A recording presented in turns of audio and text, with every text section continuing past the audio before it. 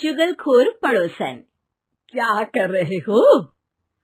छत पे जाके अखबार पढ़ूंगा। बस यही करो। तुम्हें पता भी है कि बहू क्या गुल खिला रही है? उसने नया फेसबुक अकाउंट बना लिया है। रोज 10 फोटो डालती है। हमारे परिवार की तो नाक कटवा देगी ये। और तुमको ये बात कैसे पता चली? अरे पड़ोसन ने बताया। उसकी बहू भी फेसबुक पर है ना, तो उसको पता चल गया। हाँ हाँ, जैसे तुम तो बहुत भोली हो। पड़ोसन रोज सास को उसकी बहू के नाम पर भड़काती थी।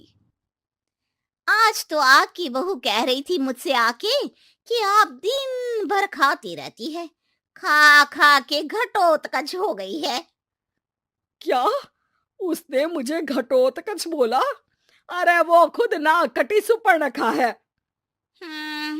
आप कह रही हो तो सही होगा, लेकिन आप उसको बताना मत कि मैं ये सारी खबरें आपको देती हूँ। शाम को जब बहू पड़ोसन के पास जाती है, आज तो तेरी सास तुझे सुपर्णखा कह रही थी, कल ताड़का भी कह देगी। पता नहीं इतनी अच्छी बहू मिली है, फिर भी वो तुझे राक्षसिनी क्यों समझती है? आप कितनी अच्छी हैं। आप मेरी सास की हर बात मुझे बता देती हो, वरना मुझे पता ही नहीं चलता कि वो मेरी पीठ के पीछे इतनी बुरी बात करती है। चालाक पड़ोसन रोज ही दोनों सास बहू के सामने उन दोनों की ही बुराई करती और चुगली करके बातें बता देती, ताकि दोनों में हमेशा लड़ाई होती रहे। आपने तो बस छत पे बैठ के अखबार पढ़ना है और चाय के घूंट पीना है। बहू की वजह से मुझे तो जहर के घूंट पीने पड़ रहे हैं। कल वो मुझे मोटी घटोत्कच बोल रही थी।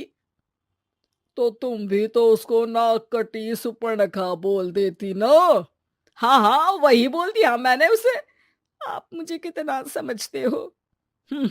बहुत अच्छे से।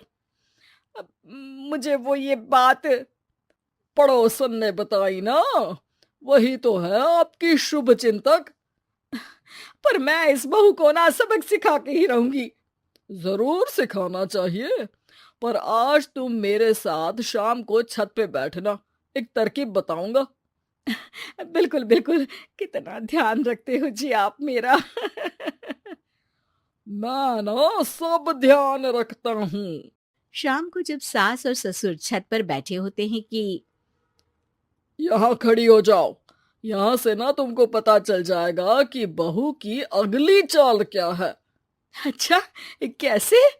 सवाल मत पूछो, जैसा कह रहा हूं वैसा करो। थोड़ी देर में ही छत पे बहू की आवाज आने लगती है। मेरी सास लायक ही नहीं है। मुझे पता होता तो सास बहू की भी कुंडली मिलवा लेती पहले ही। तेरी सास तो मुझे भी पसंद नहीं है। मेरे पास जब भी आती है तेरी बुराई करती रहती है। कभी सुपर्णखा कहती है, कभी हिडिंबा कह के कामचोर भी बोलती है। अरे कभी कभी तो चुगलखोर भी बोल देती है। काश आप जैसी होती मेरी सास। ऊपर छत पे पड़ोसन और बहू की आवाज सुन के सास के होश उड़ जाते हैं। समझी? जी समझी। सुबह तुम्हारे सामने ये बहू की बुराई करती है और शाम को बहू के सामने तुम्हारी।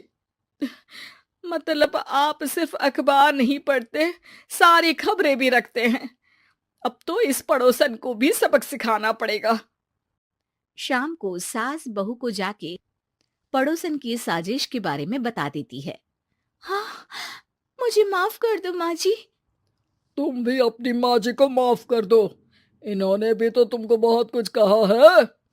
अरे बस बस, अब ये सोचो कि पड़ोसन को सीधे कैसे करना है। अगले दिन सुबह पड़ोसन सास का इंतजार कर रही होती है, लेकिन वो देखती है कि वहां सास और बहू एक साथ आ जाते हैं। अरे अरे आज दोनों एक साथ। हाँ, सोचा कि बहू की पीठ पीछे बुराई करने से क्या फायदा, मुंह पे ही बोलती हूँ मैं। हाँ, मैंने भी सोचा आपको 2 बार मेहनत करनी पड़ती है, एक ही बार में काम खत्म कर लोगी। हैं? वो मैं आप लोगों को कैसे पता चला? क्योंकि ऊपर वाला सब देख रहा है। पड़ोसन ऊपर देखती है, वहां ससुर खड़े होकर हंस रहे होते हैं। अ, मतलब आप हमारी बातें सुन लेते थे? हाँ, सुन लेता था और मजे भी लेता था। आपको तो शकुनी होना चाहिए। क्या चाल खेली है आपने, एकदम सास बहू के सीरियल जैसी। तो बताओ पड़ोसन जी, मेरी बहू ने आपसे अब मेरे बारे में क्या बोला? यही बोला कि सास बहुत अच्छी है, बहुत ध्यान रखती है। अच्छा, और सास ने मेरी क्या बुराई की? नहीं ना की बुराई, हमेशा तारीफ करती है। भगवान सबको ऐसी सास दे। मेरी गलती है जो मैंने आप लोगों में आग लगाने की कोशिश की। पर छत पे लगा हुआ सीसीटीवी यानी कि शर्मा जी सब देख रहे थे। हाँ जी, मुझे माफ कर दीजिए। माफ क्या, आपको तो अब हम साफ ही कर देंगे अपने वालों की लिस्ट से। आज से आपकी और हमारी बात बंद, लेकिन बुराई जारी रहेगी। अब आपकी हरकत के बारे में पूरे मोहल्ले को बताना तो पड़ेगा ना आंटी जी?